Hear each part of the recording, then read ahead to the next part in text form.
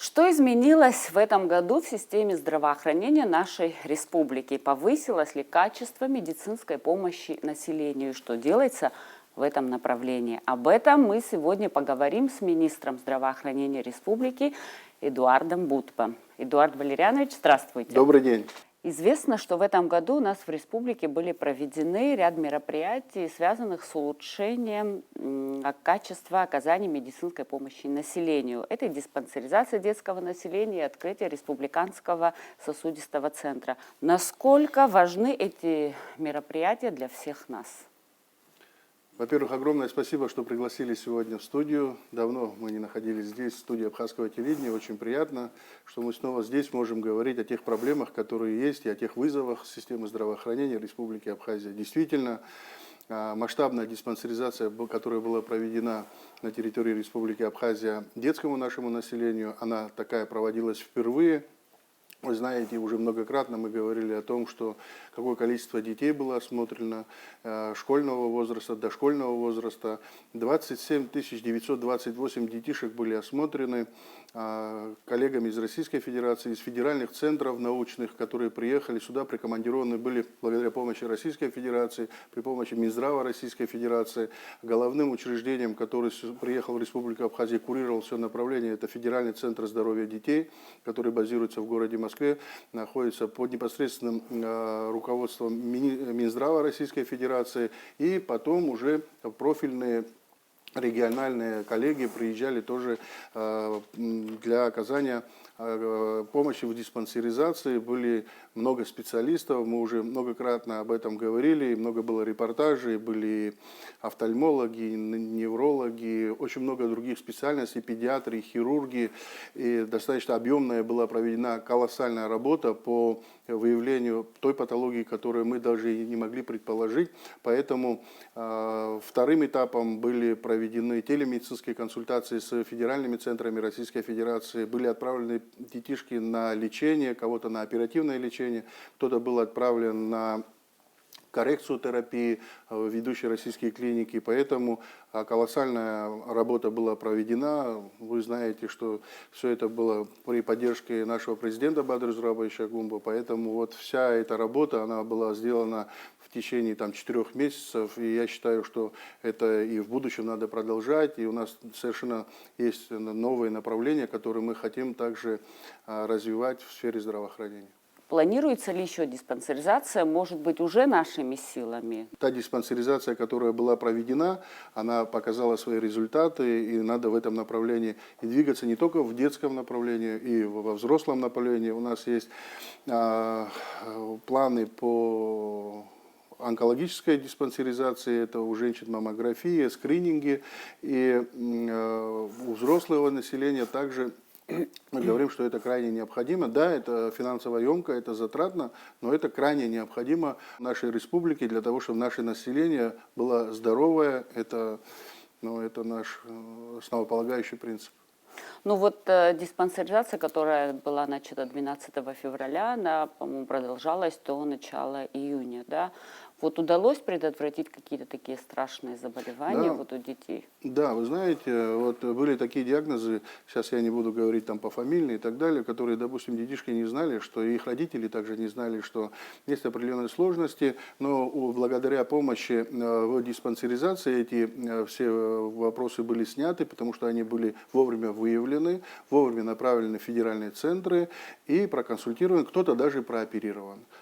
Поэтому вот такие вещи, как диспансеризация населения, очень важны. Те врачи, которые непосредственно курировали эти направления, они оцифровывали эти все вещи, и мы передали всю необходимую медицинскую документацию нашим лечебным учреждениям, то есть поликлиникам. Поэтому вот в этом направлении это тоже большая работа, когда вся медицинская информация, она не просто на бумагах, она уже цифровизирована и уже на электронном носителе находится. И это и для врачей удобно, и для последующих консультаций тоже крайне необходимо. Мы в этом направлении тоже благодарны Российской Федерации, это их помощь в этом направлении. Специалисты говорят, что открытие республиканского сосудистого центра открывает новую страницу в истории абхазской медицины. Насколько этот центр облегчит жизнь нашим пациентам?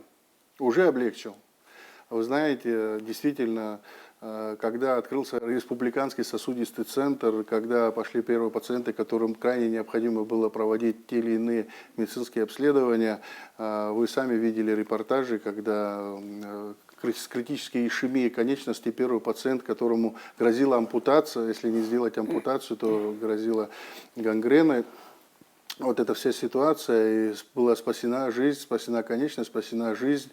Вы знаете, что следующие пациенты, которых мы оперировали в Республиканском сосудистом центре, также получили необходимое высокотехнологичное медицинское вмешательство на территории Республики Абхазия. Это очень приятно, что такие вещи мы начали уже делать в Республике Абхазия. На сегодняшний день проведено 9 успешных оперативных вмешательств. Это на периферических сосудах, значит, непосредственно на сердце, были проведены коронарангиографии с последующим стентированием. Все пациенты чувствуют себя удовлетворительно. Часть пациентов уже выписана на амбулаторное лечение. Это огромный пласт работы был проведен за то время, которое нам было дано для того, чтобы построить с нуля Республиканский сосудистый центр. Я хотел бы также поблагодарить нашего президента Бадыра Зурабовича, который дал совершенно иной толчок, импульс всему этому развитию нашего направления именно в эндоваскулярной хирургии. И вы помните, когда приезжал Сергей Владимирович, какая просьба наша была, что вот он нужен, крайне нужен, необходим. И Сергей Владимирович дал поручение Минздраву Российской Федерации. Вот за это отдельное спасибо Сергею Владимировичу. Далее Михаил Альбертович Мурашко, мой коллега, министр здравоохранения Российской Федерации, уже 3-й раз за год был здесь, в республике, также держал на контроле ситуацию, смотрел, осматривал и помогал, и коллеги из Российской Федерации, в частности, Чазовский центр, непосредственно академик Бойцов, директор Института Чазовского центра, главный кардиолог Российской Федерации, приезжал в республику, осматривал те места, где мы, возможно, планировали постройку именно сосудистого центра. Сначала были несколько версий на территории здания Республиканской больницы, там еще какие-то другие локации, но конструктив здания не позволял построить именно на территории основного корпуса Республиканской больницы здание под эндоваскулярную операционную. Поэтому было принято решение построить совершенно новый автономный комплекс, который был построен, ну, вы знаете, за основным корпусом. Вот, 178 квадратных метров, новая абсолютно операционная, новый абсолютно ангиограф. Очень высококлассное оборудование. Те специалисты, которые приезжали, они говорили, что действительно это очень хороший аппарат, достаточно дорогой. И все это в комплексе стоит порядка 100 миллионов рублей. И на сегодняшний день он полностью работает. Значит, он оснащен очень многими направлениями, которые можно осуществлять этим аппаратом. Значит, оператор General Electric, поэтому он может работать как на сердечном направлении, то есть делать коронарографию с последующим стентированием. Также говорим о периферии. Мы говорим еще, что возможно на этом аппарате работать при ишемических инсультах, когда надо сделать тромбэкстракцию, и чтобы все восстановилось, кровоснабжение в головном мозге, то есть в правила золотого часа мы можем укладываться. Также при сложных гинекологических операциях, когда приходится иногда ввиду массивного кровотечения удалять орган, можно эмболизировать, то есть сохранять орган и тем самым сохранять жизнь. Далее еще очень много направлений, которые можно работать этим аппаратом ввиду онкологической направленности. Эти все направления будут использованы в этом оборудовании, поэтому мы сейчас тихо, плавно, соблюдая определенный фильтр, начали уже работать в этом направлении. И у нас уже на сегодняшний день 9 оперативных вмешательств было проведено, все успешно. И еще раз хочу поблагодарить наших российских коллег. И еще немаловажно отметить, что на сегодняшний день работает наш коллега Дамир Джопуа, который несколько лет работал в ведущих российских клиниках. И сегодня вернулся на родину и также помогает нам в этом направлении. И у нас есть и наши хирурги из республиканской больницы, доктор Арнаут, доктор, значит, Закир, который также вернулся из Российской Федерации с супругой, у него супруга кардиолог. Мы говорим о том, что мы просим наших выходцев из Республики Абхазия, которые работают в Российской Федерации, которые получили уже образование профильное, вернуться на родину и помогать в становлении абхазской медицины, потому что абхазская медицина выходит на совершенно другой уровень. Мы говорим о высокотехнологичных оперативных вмешательствах. Такого оперативного вмешательства мы все очень ждали, это было очень востребованное направление. Я думаю, что мы будем это только развивать. Но я думаю, что наших пациентов интересует главный вопрос, сколько это будет стоить. Вся медицинская составляющая, и вся медицина – это достаточно дорогостоящая вещь. Если сегодня говорить о том, что мы делаем высокотехнологическое оперативное вмешательство, эта ситуация не может стоить дешево. Оно уже априори дорогостоящее оборудование, дорогостоящие расходные материалы.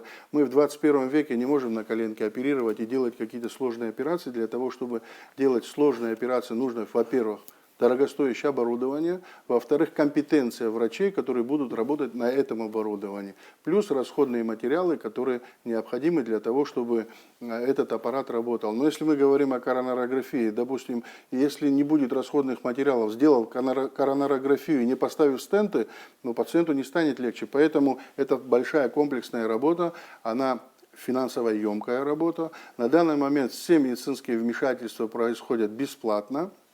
Мы сейчас начинаем мониторинг цен, смотрим, как мы работаем в этом направлении, какие нас ждут перспективы в плане того, что у нас есть определенные поручения президента по бесплатной медицинской помощи, по платной медицинской помощи. Мы потом, наверное, отдельно к этому вопросу вернемся. Но на данный момент все те вмешательства, которые есть, они оказываются бесплатно. Но мы понимаем, что тот объем, который нас ждет, условно говоря, в плане стентирования или там коронарной патологии, но в целом где-то в год приблизительно около 750 пациентов выезжали за пределы Республики Абхазия. Мы понимаем, что в курортный сезон приезжают до 1,5 миллиона гостей, курортников к нам в республику. Каждый может, условно говоря, никто не застрахован, там по-разному может сложиться ситуация, у кого-то может быть острый коронарный синдром, там, инфаркт, нарушение ритма. И в этом направлении мы тоже очень активно работаем, и мы будем, наверное, отдельно на эту тему говорить, потому что все это требуется обновления. Допустим, те стенты, которые уже установлены, они должны быть опять закуплены в новой партии, и у нас они должны быть в наличии постоянно. Это мы сейчас говорим о эндоваскулярной хирургии, об ангиографии, но у нас еще другие направления разрабатываются, и мы тоже смотрим на те направления, которые крайне необходимы. Это, допустим, при нарушениях ритма сердца. У нас вот несколько недель назад впервые была сделана операция по временному кардиостимулятору, и жизнь человека была спасена. Сейчас у нас в работе уже постоянные кардиостимуляторы и временные, которые мы можем имплантировать. Здесь для нас уже особой сложности не будет. У нас есть и необходимая аппаратура, у нас есть врачи необходимые для того, чтобы мы это все делали. И на базе республиканской больницы открыто новое отделение. Вы знаете, 44 штата было отдано эндоваскулярной хирургии. Плюс у нас палата интенсивной терапии, которая создана с нуля на 10 коек. У нас в этом направлении достаточно большие планы по расширению наших возможностей. И я думаю, что нам есть чем гордиться, потому что не каждая страна, может быть, там и регион какой-то, вот именно таким оборудованием может похвастаться. И именно сделав это все с нуля, запустить в кратчайшие сроки, да, там какие-то сроки мы сдвигали по ряду определенных причин, потому что для нас это было абсолютно новое направление. Мы пионеры в этом деле, мы консультировались с российскими коллегами. Я еще раз повторяюсь, приехал вот Всеволод Миронов, который оперировал, который консультировал с Чалского центра. У него 1800 операций в год.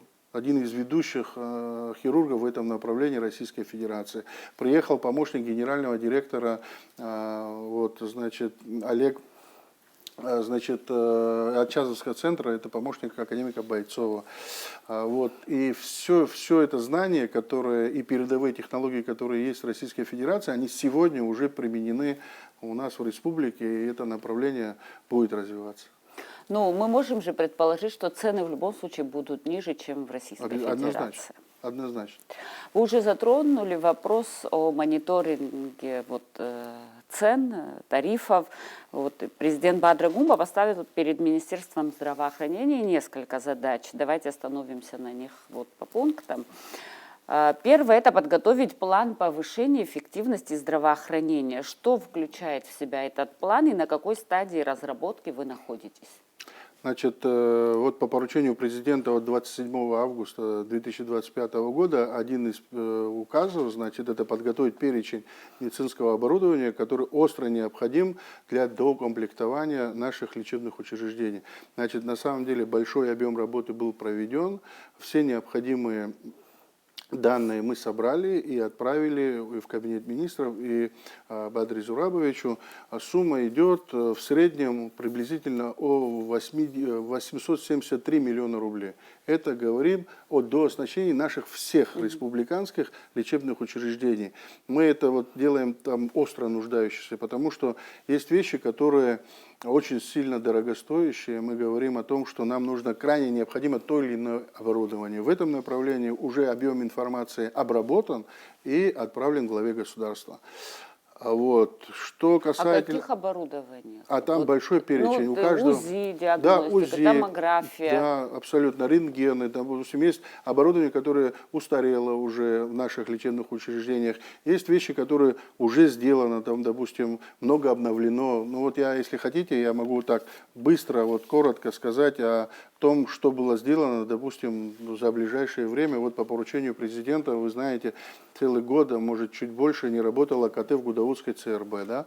11 миллионов по поручению президента было выделено, аппарат работает. Также через какое-то время вышел из строя компьютерный томограф в республиканской больнице. Тоже был исправлен, тоже это финансово емкие процессы, но крайне необходимые. Ведь сегодня в 21 веке, не имея диагностики в виде компьютерной томографии, МРТ, очень и неправильно, и сложно ставить диагнозы, и правильные диагнозы установить очень сложно. Вы знаете, благодаря помощи Российской Федерации переданы 8 карет скорой медицинской помощи, укомплектованы по классу Б. Мы все по всем районам их перераспределили. Вот. Также были переданы передвижные медицинские комплексы на базе автомобиля ПАЗ с флюорографом и с маммографом в Ачимчирский район и с флюорографом в Гудаутский район. Один из автомобилей стоит 38 миллионов рублей. Мы говорим о том, что допустим, и Народный фронт нам помогает. Вот недавно передал нам несколько месяцев назад 2 автомобиля, и ВАЗ, и ВАЗ-Патриот, которые стоят на балансе наших лечебных учреждений. Вот обновлен, допустим, рентген, сейчас уже на завершающей стадии, подъезжает в республику, оформляются документы стоимостью 4 миллиона рублей для РРЦ города Гагры, для наших ветеранов. Это тоже очень важно. Вы знаете, вот и благодаря помощи также и Российской Федерации в Гагрскую и Творчалскую ЦРБ были установлены новые рентгены на 18,4 миллиона рублей. Это вот мы говорим о совместной помощи. Очень много внутри делается для дооснащения, для поддержания текущего состояния наших лечебных учреждений. Допустим, мы говорим о лабораторной диагностике. Это все финансово емкие вещи, когда нужно покупать реактивы, когда нужно, чтобы все наши структуры работали правильно, чтобы был контроль качества. То или иное оборудование бывало, что выходило из строя ввиду скачков, учитывая нашу ситуацию с энергетикой. Да? Поэтому в Кубе и сегодня поручение Бадры Зурабовича в плане дооснащения остро необходимого медицинского оборудования мы уже предоставили, еще раз говорю, список, и эта сумма тоже, видите, больше, чем 800 миллионов рублей. Поэтому у нас очень много есть планов, которые мы можем реализовывать, и мы однозначно говорим, что Республика Абхазия должна выйти на тот уровень, когда будет и медицинский туризм у нас. Вы поверьте, сейчас российские коллеги уже звонят и мониторят ситуацию с нашим ангиографом, и может в этом направлении мы сможем здесь уже оказывать помощь в виде того, что люди смогут сюда, в республику, приехать и получать необходимую медицинскую помощь. У нас при помощи Российской Федерации, когда приезжал Михаил Альбертович Мурашко, открылся при помощи Федерального центра медицины катастроф, открылся телемедицинский центр. Мы имеем доступ, на базе республиканской больницы, мы имеем доступ и более 140 лечебных учреждений и 38 федеральных центров. Проведено более 150 на данный момент телемедицинских консультаций. Это говорит о том, что мы можем на сегодняшний день выйти на самые передовые позиции. Мы можем выйти на федеральные центры. Мы, допустим, можем выйти на того или иного, попросить академика или профессора, или светилу в области того или иного направления.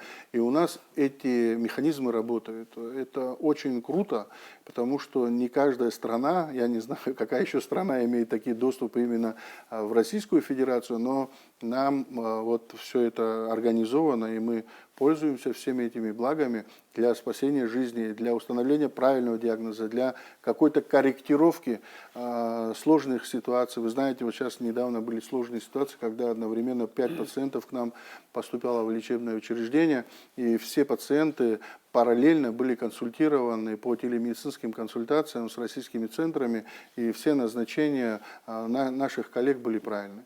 Это очень важно, когда российские коллеги говорят в режиме диалога о том, как надо двигаться в плане лечения. Пункт Да, в рамках поручения президента – это гарантированный объем бесплатной помощи и тарифы на платные услуги.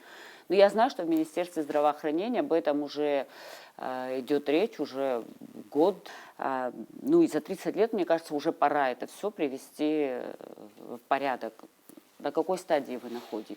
Значит, у нас сформирована уже более, наверное, 8 месяцев назад рабочая группа, которая занималась этими вопросами. Эти вопросы достаточно сложные, потому что в нашем государстве по закону о здравоохранении, по Конституции есть определенный перечень оказания бесплатной медицинской помощи. Но если человек хочет получить дополнительную услугу в плане, там, допустим, палаты или какого-то инструментального метода исследования, хочет сделать компьютерную томографию или сделать там гастроскопию или сдать какие-то анализы, в этом направлении мы тоже ведем работу. Вся работа, чтобы не забегать вперед, сегодня она подходит к финишной прямой, у нас будет еще рабочая группа, у нас сформирована рабочая группа с аппаратом администрации президента и кабинета министров, где наши специалисты совместно эту работу ведут, и мы уже докладывали о наших результатах промежуточных главе государства, поэтому как только информация будет собрана, и Бадра Зурабович ее получит, и после этого мы будем, наверное, уже говорить о всех тех тонкостях, которые мы смогли проработать.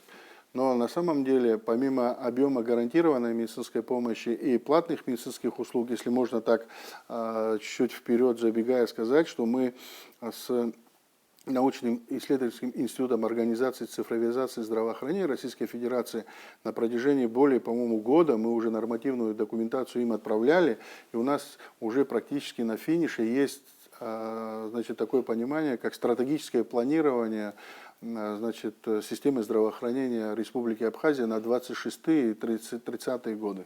Поэтому это достаточно такой объемный комплекс. Вот у меня есть частично тут вещи, которые мы там накидали, и с российскими коллегами мы всегда в этом плане взаимодействуем, но у нас есть еще закон о здравоохранении, у нас здесь есть очень много объемного такого труда, который надо все это правильно сложить в единый пазл, чтобы нашим гражданам было легче и получать без выезда за пределы медицинскую помощь на территории Республики Абхазия. Это вы сейчас говорите о следующем пункте, да? Да. Подготовка долгосрочной программы развития здравоохранения. Да, так точно. Какие ключевые моменты в нем отражены будут? Ну, во-первых, вопросы, значит, о централизации. Вот мы сейчас говорим о том, что вот Минздрав курирует, да, Минздрав оперативно все лечебные учреждения оперативно курирует. Но по факту все наши центральные районные больницы подчиняются главам администрации. Бюджет формируется непосредственно в районах. Да? У Минздрава есть свои структурные подразделения, которые непосредственно подчиняются напрямую Минздраву. Мы говорим там о детской больнице, о республиканской больнице, о наркологии, о психиатрической больнице и о многих других, которые структурно подчиняются Министерству здравоохранения. Но если говорить, допустим, о Гудаутской центральной районной больнице, она подчиняется администрации Гудаутского района. Но в ковидный период была такая установка, что непосредственно вертикаль управления осуществлялась непосредственно с Минздрава. И мы видим, какие были результаты, когда надо было оперативно реагировать и бюрократические моменты обходить, когда надо было обсуждать вопросы такие, как кислород, лекарственное обеспечение, питание и там какие-то вещи, это было намного проще. Если говорить о организации системы здравоохранения, мы понимаем о том, что у нас сегодня децентрализованная система здравоохранения. Мы ее хотим централизовать, чтобы все лечебные учреждения республики напрямую подчинялись Министерству здравоохранения. Это основной посыл. Вы считаете так Да. эффективно? Это маленькая а в чем будет республика. эффективность? В управлении. Во-первых, в финансах, в управлении именно вертикали управления, когда главный врач назначается непосредственно министром.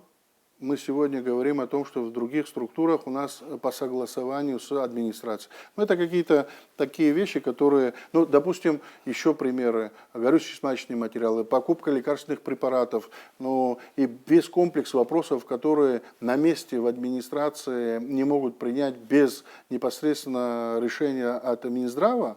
Но я считаю, что Минздрав должен напрямую эти вопросы закрывать. Потому что были периоды, когда во время ковида наши ЦРБ, они, ну, и главы, они же не медики, они не, именно вот главы администрации, структурные подразделения именно муниципалитетов, они обращались всегда за помощью Минздрава и говорили: Эдуард Валерьянович, вот там какие-то перечень лекарств, что вы там нам сами дайте, с вами сформируйте и так далее. Такое тоже было. Поэтому мы говорим о том, что нужна централизация. Мы говорим о том, что, допустим, нормативно-правовую базу надо тоже подготовить правильно. Сегодня и уставы наших лечебных учреждений не до конца соответствуют всем тем нормам. Правильно, чтобы не было там, допустим, путаницы. Мы говорим о тех вещах в плане управления, когда медицинские организации должны выходить на совершенно другой, иной уровень, который задает тон Минздрава. Это цифровизация здравоохранения. Правильно? Сегодня в 21 веке те вопросы, которые еще несколько лет назад находились на грани каких-то фантастических вещей, сегодня они уже реализуются с точки зрения искусственного интеллекта.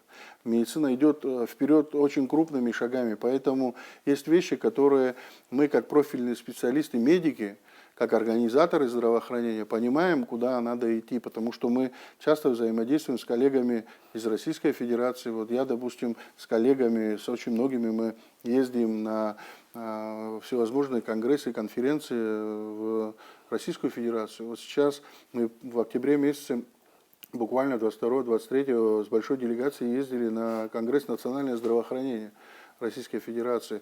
И очень много вопросов, которые мы учимся у российских коллег, смотрим, насколько развивается здравоохранение России. Мы хотим соответствовать этому уровню.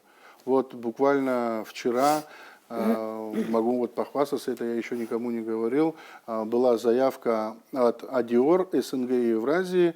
Это заявка на вступление, которую мы вчера уже заполнили и отправили.